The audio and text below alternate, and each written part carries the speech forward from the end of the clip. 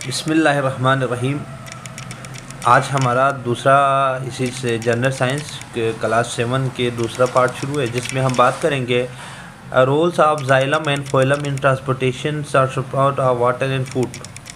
Water and mineral differs from soil to roots and are conduct towards leaf through stem by xylem. कहते हैं कि जो पानी है, मिनरल्स है, जो स्टेम के ज़रिए से लीफ पहुंचाने वाले कौन मदद करेगा? Xylem. And food prepared in leaf is transported to different part अपना थ्रू फोइलम। कहते हैं कि जो खुराक पत्ते में बनेगा, लीफ में बनेगा, वो दोबारा फोइलम के ज़रिए से प्लांट के हर पार्ट तक, यहाँ तक कि रूट तक पहुंच जाता है। ये इसका इंटरनल स्ट्रक्चर आप फिर एक दफ़ा देख लें। ये अब हम बात करते हैं conduct of water and dissolved minerals, movement of material from the area where they are moved to area moved to the area where they are less is called diffusion। Higher से लोअर अमाउंट की तरह, जाहिर बात है पानी leaf roots के बाहर ज़्यादा है, रूट के अंदर कम है, तो ये मूवमेंट ऑफ मॉलिक्यूल्स है, मूवमेंट ऑफ मटेरियल हायर से लोअर की तरह जाना डिफ्यूजन कहलाएगा।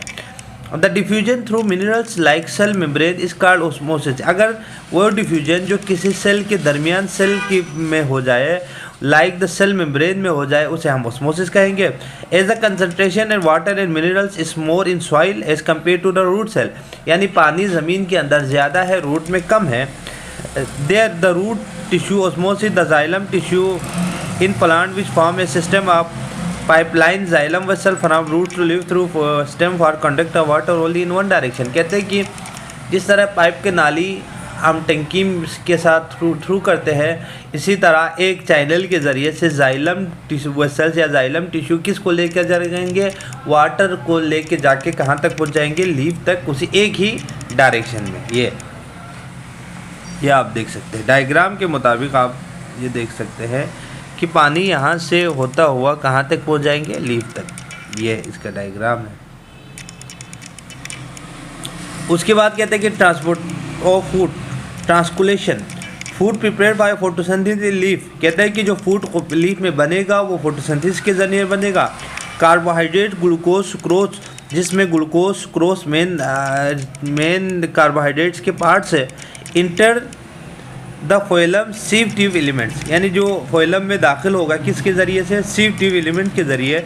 इन डिजोल्व होगा फ्राम दी कैंपेनियन सेल, किस सेल में? कैंपेनियन सेल में। It is then transported other part of the plant body through phloem, और प्लांट्स के हर पार्ट्स तक किसके ज़रिए से पहुंचेगा? यही फोइलम के ज़रिए से पहुंचेगा। ये इसका डायग्राम है, आप देख सकते हैं। ये जाइलम और फोइलम का एक ही चैनल दिखाई गया। Xylem tissue consist of dead cell joining end to end with no walls to form a continuous tube. Phloem is composed of living cell. कहते हैं कि जो आपके पास जाइलम सेल है वो आपके पास डेड सेल है, जो कि फोइलम जो है आपके पास लिविंग सेल है, सीव ट्यूब है, कंपेनियन सेल है। एंड फोइलम पेरेन्काइमा है। Parenchyma is a type of permanent tissue. कहते हैं कि पेरेन्काइमा परमानेंट टिश्यू है, forming major part of group tissue in plant. The main function of parenchyma store and assimilated food. कहते हैं कि parenchyma का असल फंक्शन स्टोर करना फूड को, और जो एसिमिलेट फूड को निकाल देना। ये आप एक दफ़ा फिर देख सकते हैं। अब हमारे पास आते हैं, हम लीफ की बात करते हैं further. Stomata, a large number of stomata in liver epidermis of leaf help in absorption carbon dioxide, release of surplus oxygen in the environment. कहते हैं कि हमारे इन्वायरमेंट में मौजूद जो स्टोमेटा है, छोटे छोटे होल्स है, जो कि ऑक्सीजन को, कार्बन डाइऑक्साइड को इनटेक करना और ऑक्सीजन को इन दी बाई प्रोडक्ट के ज़रिए से लीफ से रिलीज़ करना किसका काम है? स्टोमेटा का काम है। ये आप देख सकते हैं, ये स्टोमेटा का डायग्राम है। अब हम बात करते हैं कि डिस्ट्रीब्यूशन ऑफ क्लोरोप्लास्ट इन इमिडिफिड टिश्यू। For maximum absorption of sunlight regulate supplies of water through xylem tissue and carbon dioxide stomata further of that facilitate photosynthesis.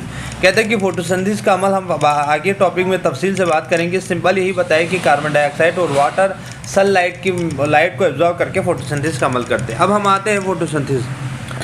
Photosynthesis is defined as the process during which carbon dioxide and water combine in the presence of sunlight. जब carbon dioxide water sunlight की मौजूदगी में combine होगा, react करेगा, तो हमारे पास food glucose बनेगा, जिसका फार्मूला है, ये मैं साथ साथ आपको यहाँ पे लिखूँगा, C6H12O6 ग्लूकोज का फार्मूला है, और ऑक्सीजन हमेशा O2 के फॉर्म में होता है। यानी जब कार्बन डाइऑक्साइड यानी CO2 प्लस वाटर का फार्मूला H2O जब सनलाइट की मौजूदगी में ज्वाइन होगा, मिलेगा, तो हमारे पास बनेगा C6H12O6 plus O2 as a by product. The process of photosynthesis depends on the following features. कहते हैं कि कुछ फीचर्स है जो कि फोटोसिंथेसिस में होना लाजमी है। सबसे पहला light. Photosynthesis required energy for combined carbon dioxide and water to form of glucose food. Sunlight provides energy. The rate of photosynthesis depends upon the intensity of light. Therefore, the more light intensity at noon, so at the rate of photosynthesis is fast at the noon. In the evening और morning the ray और slow due to the less light energy. यानी जितना intensity of light ज़्यादा होगा, यानी light की, यानी कहते हैं कि सूरज की रोशनी की तपिश ज़्यादा होंगे, फोटोसिंथेसिस का अमल तेज़ होगा। तो कहते हैं कि दोपहर का वक़्त फोटोसिंथेसिस के लिए सबसे बेहतरीन है, और जो शाम के वक़्त और रात के वक़्त और सुबह के वक़्त फोटोसिंथेसिस का अमल इसलिए नहीं होता क्योंकि वहाँ पर लाइट मौजूद नहीं होता है। And stop at night because there is no sunlight at night. कहते हैं कि रात के वक्त ये फोटोसिंथेसिस का अमल रुक जाएगा क्योंकि लाइट मौजूद नहीं है। अब हम बात करते हैं carbon dioxide. Air contains 0.3 to 4% carbon dioxide and 0.35 से 0.4 तक कार्बन डाइऑक्साइड मौजूद है। If there is more amount of carbon dioxide in the environment, the rate of photosynthesis will be fast, but once at the carbon dioxide concentration reaches a certain level, there is no further increase in the rate of photosynthesis. Less quantity of carbon dioxide in an environment and down the process of photosynthesis। कहते हैं कि अगर environment में carbon dioxide की मकदार कम हो जाए, ये भी फोटोसिंथेसिस के अमल को रोक सकते हैं। कार्बन डाइऑक्साइड का होना खुराक बनाने के लिए बहुत ज़रूरी है। अब हम बात करते हैं water. Beside carbon dioxide water is essential requirement. कहते हैं कि carbon dioxide, light carbon dioxide के बाद सबसे इंपॉर्टेंट पार्ट फोटोसिंथेसिस के लिए वाटर है। It is not available as much as required. The rate of photosynthesis will affected and plant will produce less food। कहते हैं कि अगर खुराक कम, यानी पानी कम मौजूद हो, तो इसकी वजह से प्लांट में जो खुराक है वो कम बन सकते हैं। Chlorophyll. The process of photosynthesis can not be take without chlorophyll. कहते हैं कि खुराक का अमल क्लोरोफिल के बगैर नहीं बनेगा क्योंकि क्लोरोफिल जो है लाइट पिगमेंट है। It is only chlorophyll which observe sunlight and make in unusual photosynthesis process. Chlorophyll is a present in chloroplast which present in photosynthesis mesophyll. कहते हैं कि क्लोरोफिल क्लोरोप्लास्ट के अंदर होता है जो कि मेसोफिल सेल में पाया जाता है। मेसोकल्प कहते हैं, मिडिल को फिल कहते हैं, लीव को। इसके बाद है टेम्परेचर। टेम्परेचर मीनी like many other chemical reaction photosynthesis affected by temperature. कहते हैं कि फोटोसिंथेसिस का अमल टेम्परेचर भी अफेक्ट कर सकते हैं। इसका मतलब मैं सीन आपको सिंपली ये बताता हूँ कि गर्मी में जो फोटोसिंथेसिस का अमल तेज़ होता है, और सर्दी में, और ख़ुसूसन जहाँ पर माउंटेन मौजूद है, पहाड़ी इलाके हैं, वहाँ पर फोटोसिंथेसिस का अमल बिल्कुल रुक जाता है क्योंकि सर्दी बहुत ज़्यादा पड़ता है, यहाँ तक कि पत्ते गिर जाते हैं। The suitable temperature for this process is the 25 to 35 at a very low or level temperature. The process of photosynthesis is stop or slow down। अगर 25 से 35 आइडियल टेम्परेचर है डिग्री सेल्सियस प्लांट के लिए, उससे कम हो भी तो मसला है, और उससे ज़्यादा भी हो जाए तो भी प्लांट्स के लिए मसला है। अब हम बात करते हैं adaptation in leaf structure for photosynthesis. The ability of leaf are flat and absorb maximum light required photosynthesis. कहते हैं कि अगर वो उसका जो शेप है फ्लैट होगा या उसमें ज़्यादा मैक्सिमम लाइट रिक्वायर्ड हो सकता है फोटोसिंथेसिस के लिए, यानी जितना लीफ बड़ा होगा उसके लिए फोटोसिंथेसिस इतना आसानी होगा। Leaf blades of leaves make the light. अगर हमारा जो लीफ है वो थिन हो जाए तो कार्बोनेटिक्स द इंटरनल पार्ट इज, अगर वो थिन है तो पानी यानी कार्बन डाइऑक्साइड लीफ में आना आसानी हो जाएगा। Thick layer of palisade mesophyll contain large number of chloroplast just beneath the upper epidermis, कहते हैं कि बीनीथ अपर एपिडर्मिस के नीचे हिस्से में एक हिस्सा है जिसको हम कहते हैं थिन लेयर। उस लेयर में क्या हो सकता है, लाइट को एब्जॉर्ब करेगा क्लोरोफिल, और absorption of light to make food for the plant, जो कि फूड बनाने में मदद देता है। Maximum air spaces among spongy mesophyll near the lower epidermis provide and easy, अगर कहते हैं कि जितना मैक्सिमम एयर स्पेस मौजूद होंगे तो तब भी कार्बन डाइऑक्साइड डिफ्यूज़ होने में आसानी हो जाएगा into cell chloroplast to facilitate photosynthesis, ताकि कार्बन डाइऑक्साइड अगर जितना लीफ के अंदर आएंगे, स्पेस ज़्यादा होंगे तो खुराक बनाने में आसानी होगा।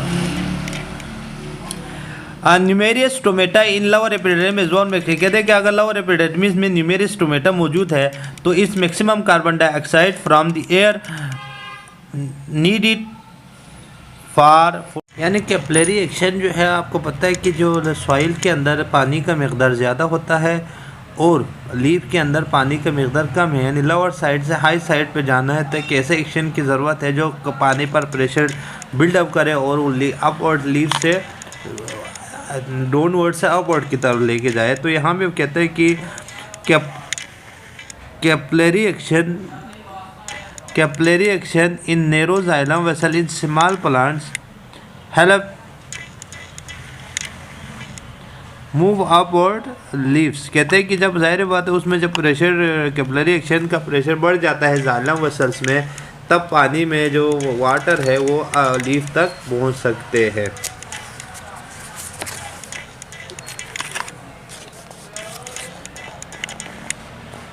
अब कहते हैं कि natural rise of water based on principle of transpiration. Transpiration is the water excess from the pores in the leaves और स्टेम स्टोमेटा, कहते हैं कि जो स्टेम या स्टोमेटा के जरिए पानी का लॉस हो जाना, it develop suction force in the xylem body causing the water rise up, जब पानी का मकदार बढ़ जाएगा तो जाइलम के ऊपर प्रेशर बिल्ड अप हो जाएगा।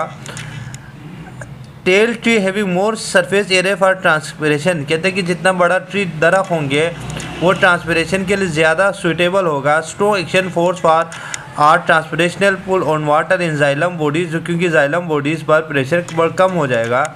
The increase transpirational pull in tall tree causing the plant to absorb more water, जितना पानी का ट्रांसपिरेशन होंगे उतना प्लांट के अंदर पानी को जज्ब करने के लिए सरफेस एरिया बढ़ जाएगा। Importance of transpiration. Transpiration pull water through air spaces in spongy mesophyll and keep the mesophyll moist, which is essential for the exchange of gases. कहते हैं कि जो ट्रांसपिरेशन है, जो स्टोमेटा में जो मेसोफिल सेल है उसमें जितना एयर स्पेसेस ज़्यादा होंगे ट्रांसपिरेशन का अमल उसी हिसाब से बढ़ जाएगा, या गैसियस एक्सचेंज बहुत ज़्यादा ज़रूरी है। Effect of evaporation of water from leaves to stems are, कहते हैं कि कुछ ऐसे इफ़ेक्ट्स है जिसकी वजह से एवापोरेशन ऑफ वाटर मुतासिर हो सकते हैं। Cool the surface area all leaf and the surrounding as well, कहते हैं कि उसके लिए सराउंडिंग का अच्छा होना बहुत ज़रूरी है। Allow the movement of mineral from soil to different part of the plant help in growth and development, जो कि ज़ाहिर बात है प्लांट की हेल्प के लिए, ग्रोथ के लिए बहुत ज़्यादा ज़रूरी है। Control the temperature of the plant, क्योंकि जो प्लांट जो है टेम्परेचर को बर्दाश्त करने के भी सलाहियत रखते हैं। ये है कुछ टॉपिक जिसमें जो इसका ये इम्पोर्टेंस ऑफ ट्रांसपिरेशन है। अब हम बात करते हैं factor affecting the rate of transpiration, यानी वो कौन से फैक्टर है, वामिल है जो ट्रांसपिरेशन को मुतासिर कर सकते हैं। Wind temperature, light, humidity are the main factor that affect the rate of transpiration. Wind, the still air surrounding the plant leaves become humid and resist the diffusion of water from leaf into the air. It decrease the rate of transpiration, कहते हैं कि जितना हवा speed से चलेगा उसी से transpiration क्या हो जाएगा, डिक्रीज, यानी ट्रांसपिरेशन का अमल कम हो जाएगा। विंड स्वेप द ह्यूमिडिटी, क्योंकि वेव जो है नमी को बढ़ाता है, away from leaf surrounding and increase the rate of transpiration, जब नमी हवा की वजह से नमी बढ़ जाएगा तो ट्रांसपिरेशन भी रेट ऑफ ट्रांसपिरेशन भी इंक्रीज हो जाएगा। Temperature, rise in temperature provide more energy to the water molecules for the evaporation from the leaves surface increase in the rate of कितना जितना टेम्परेचर बढ़ता जाएगा उसी हिसाब से इवापोरेशन का अमल ज़्यादा होगा। इवापोरेशन का अमल ज़्यादा होने की वजह से रेट ऑफ ट्रांसपिरेशन भी, यानी इवापोरेशन का मतलब है पानी का निकल जाना बहाव की सूरत में, तो वो जितना टेम्परेचर बढ़ता जाएगा इवापोरेशन का अमल या ट्रांसपिरेशन का अमल भी बढ़ता जाएगा। Light in sunlight stomata remains open for the removal of water through them. At night, stomata are cooled in the sky. Light also affect the rate of transpiration. कितना जितना लाइट ज़्यादा होंगे उसी हिसाब से ट्रांसपिरेशन का अमल बढ़ जाएगा। जब जाहिर बात है लाइट जितना पड़ेगा उस हिसाब से फोटोसिंथेसिस का अमल तेज़ होगा और जितना वाटर का इवापोरेट है वो बढ़ जाएगा, जिसकी वजह से जो प्लांट है वो रेट ऑफ ट्रांसपिरेशन इंक्रीज करता है। ह्यूमिडिटी कहते हैं नमी को। Humid air surrounding the plant contain more amount of water. जितना नमी बढ़ जाएगा तो नमी से मुराद है ट्रांसपिरेशन का अमल। Thus the decrease in the rate of diffusion of water molecule, जिसकी वजह से डिफ्यूजन का अमल कम हो जाएगा। From plant leaves into the air it slow down the transpiration, क्योंकि जब जाहिर बात है हवा का दाखिला बंद हो जाएगा लीव के अंदर आने में, जिसकी वजह से ट्रांसपिरेशन का अमल कम हो जाएगा।